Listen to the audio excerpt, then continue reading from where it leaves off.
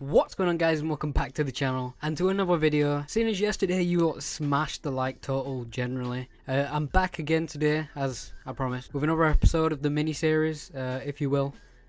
This is where I'll be covering the top 100 players in for FIFA 21, splitting the series into 5 parts, this being the second part obviously. So if we can hit 25 likes on this episode again today, I will upload part 3 to the mini-series ASAP, as well as the third episode for the Transfer Talk Ones to Watch video coming out shortly. Which, if you haven't seen any of those episodes for that series yet, I advise you go watch them. Pretty interesting, especially if you let me rambling on a little bit and showing you, just the different transfers, whether it be rumours or confirmed. So make sure that you go and check that out. Hop over there and, show some support. And feel free to comment down below on this video if you disagree with any of the player ratings as a, get on with the players. Whether it be their stats or whatnot. So just before we get on with the players' ratings and all that jazz, if you enjoyed this video by the end of it, so make sure you stay around to the end, that is, feel free to like the video as it helps out a lot. And subscribe to the channel if you haven't already whilst you're there, because all your support is much appreciated. Now, with all that been said, we'll actually get on with the video now. So for the top 100 FIFA 21 Ultimate Team player ratings, it's a bit of a mouthful to say. For the first screen, as you can see, we're still in the 85 category for player ratings, but it shouldn't take too long to get out of there, towards some higher rated players. But having said that, these player ratings shouldn't be overlooked, especially considering how good they'll be at the start of the game cycle and how much they'll be worth. Anyways, we start with Luis Alberto for his very impressive season, alongside a couple of his teammates also that we will eventually bring up in this series, whether it be this episode or in a couple episodes time. The fact that this guy was performing to a level as to warrant a 97 rated team of the season from EA in FIFA 20, I'm sure you're all aware of that card. Don't be surprised if this guy gets a neat little upgrade on his normal card come FIFA 21. Next to him we have De Jong, as an ex-Ajax wonder kid. Still a wonder kid of course, but not at Ajax. At Barcelona now, which is always a big jump. And he's had a pretty decent debut season for Barcelona, but for me, not enough to warrant an upgrade of sorts, unfortunately. So the same rating for him. As with the next couple of players, with Jordan Henderson being the exception, as he is the centrepiece to a Premier League winning side and the current Champions League holders. Henderson has found a system under Klopp where he is just vital, as shown from the Arsenal game. He definitely suits Klopp's system, as I've expressed, and people really do tend to overlook that. They will say that he's overrated by Liverpool fans just because he's finally playing decent, but either way, he has arguably been Liverpool's best player, definitely most valuable. However, I do think that Van Dijk and Mane are still ahead of him in those categories. And from one current Premier League player to an ex-Premier League player in Romelu Lukaku, up next after a pretty flawless season, I'd say, with his transfer to Inter. I'm not sure if it's a loan, though I kind of hope it isn't, just because if he does come back to Premier League, he's going to tear stuff up. But him alongside Martinez and continuing to impress in the Serie A has shown that he actually is a very good player on his day, and especially in arguably an easier league. But he still looks very good, and the Belgian really should have got more time at Man United. He definitely got treated a bit harshly, I'd say. And then finally, and Milinkovic-Savic as one of the foreshadowed Alberto teammates. And Milinkovic-Savic is obviously a very great player, linked with a lot of top clubs over the last couple of years, because, he's got that physicality and height, and he would probably fit the Premier League in terms of, being able to deal with the physicality and whatnot. So for this screen, just as a summary, Henderson and Alberto see upgrades, the rest remain, but no one gets any downgrades after having adequate seasons at the very least, some having pretty good seasons as well. On to the next screen with Donnarumma, Thiago Silva, Trent Alexander-Arnold, Skriniar of Inter Milan, and Marquinhos. Now we'll start with the goalkeeper in Donnarumma, as he remains 85 rated, and Silva, with his age and the likely transfer, possibly even to the Premier League, we're seeing the back end of the Brazilian's career at top flight, hence his teammates' rating at the end of the screen, for the first time, potentially taking over him in Marquinhos. But having said this, both of them have had great seasons this year, I'd say, being the typical Ligue 1 victory winners, if you will. And only time will tell with these ratings whether I've got them bang on. I could be completely in the wrong direction, heading with Thiago Silva. But I just feel like he's getting to that sort of age now where EA just punish him for being old. Happens with every player, but we'll just have to see. Trent Alexander-Arnold as the next player I'm going to mention, as a genuine, real English generational talent, I reckon. And whilst I believe he probably would be better as a wing-back, or even potentially in a midfield role, he is insane at attacking and passing and crossing for his age, and only will improve as time goes on. Definitely a player that a lot of teams should watch out for, because as he gets better and older and more experienced, he's going to be a real force to be reckoned with.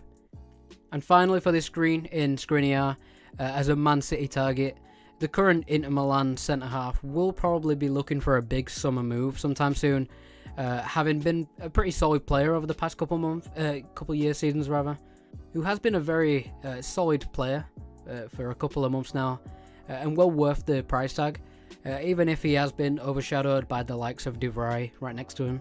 Moving on to the next screen, and the second to last screen, and finally onto the rest of the 86s, where we'll actually see better, higher rated players.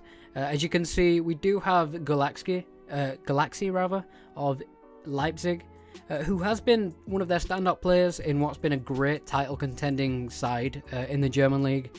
Leipzig have a lot of top players like Puls and Werner, who's sadly no longer there, but also happily not, because he's in the Premier League now, as well as Mukiele and Upamecano. Just loads of different players. I can't think of them all, but you get what I'm saying. Saul next to him is probably Atletico's best player, especially in outfield. I'd say Oblak's probably better than him in terms of value. And with him having played a huge part in the team's performances this year, he definitely deserves an upgrade. Szczesny of Juve, having remained the 86 rated player he is. Same with Thomas Muller, as whilst he is obviously quite disrespected as a player, EA have always given him a pretty nicely high rated card, kind of like Busquets, where they just have good cards because they understand how good the players are. But he probably won't get an upgrade, just because 87 is quite high for a player who, you know, he's obviously reaching his 30s now and he's not what he was, but he's definitely still great and he's one of the better playmakers in the world. And Andrew Robertson of Liverpool, who, with his side having performed so well over the course of the year or so, and possibly even going further back, because he were only 1 point off winning the title again the year before, and his flattering stats to help with what I'm about to say, he opted for an inevitable +1 upgrade on what will be a very expensive card come FIFA 21, especially in Premier League, and he'll probably get a nice little pace boost as well, because obviously he only has like 85 or something in FIFA 20, and I do think he's faster than that, especially when he's running down the left flank as he normally does.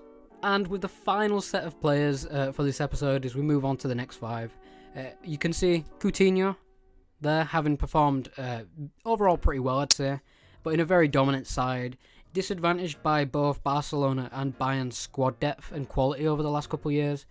We could see the Brazilian sign away to another league. Excitingly, maybe even the Prem, you never know. Verratti as a box-to-box midfielder who always gets done dirty with his card stats in FIFA. Obviously, he always has the dribbling and the passing, but never a good shooting stat, not even long shots.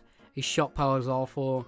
He's considered quite a slow player, as you know, he tends to slow down the momentum in the game and slow down the tempo, keep your players not running out of fitness or anything. He is a good player at that. He's kind of like a Jorginho role, or like a lot of other players, like Busquets, for example, who are just trying to slow the game down and whatnot. But obviously that means that he has no pace. And he is considered quite a small, weak, and even slow midfielder. So he's never been good in FIFA. But the hopes would be that he maybe gets niced this year. Maybe he just somehow fits the meta. We'll just have to wait and see. Same with every single one of these cards. And a brand new signing in Hakim Ziyech to Chelsea. Exciting switch. Everyone kind of acknowledges that. This offers the Moroccan a chance to light up the Premier League. And I really hope he does, being a fan of him and of the club. He has the technical ability to show off, be one of those very skillful, very flair typed players who can just dribble past players and get that final pass in, no worries. And in FIFA terms, I have given him a +1 overall and a position change, given that he probably will be playing the number 10 role, maybe towards the right, playing through width and behind the front man, able to cut inside on his left. It is really exciting. And speaking of lighting up the Premier League, we have a player who gets often compared to Ziyech in Bruno Fernandes, but I honestly think the fact that he's already proven how good he is, he might just be a little bit better. And of course, in FIFA terms, he is slower, but he does have better shooting, and I have put him central as obviously that's where he's been playing for Man United. And this guy is a man who is mostly hated by pretty much all rival fans already, whether that's just because he's annoyingly good, like for me, or whether you hate his dead ball abilities, the fact that he can turn a chance out of nothing, or his tendency to dive, which is a dislikable trait, but not if you're a fan of his team, of course, because when it goes your way, you're going to be loving the fact that he can deceive referees. And you do see it a lot in the Premier League and just in world football, like Neymar and a lot of other players like that. But honestly, overall, he is an amazing player. And with Pogba, United's midfield is seemingly pretty deadly, I'd say. And then finally, for this episode, we're going to sum it up with Jamie Vardy as Leicester's talisman and top goal scorer, that is. He will be worthy of a pretty high rated card. Could be even an 87, but we do tend to get a bit carried away with England players. They do have that bit of bias. But that's not to say that he doesn't deserve a very high rated card, of course. We could definitely see it. And what a player to round off this episode of player rating predictions, of course, going into FIFA 21. Anyways, that does pretty much sum it up for me. So if you'd enjoy the video, please leave a like. And as I said, we're going to try reach the 25 goal again. And I'll get the third part to this series out ASAP. And yeah, I guess I'll see you in my next video. Peace.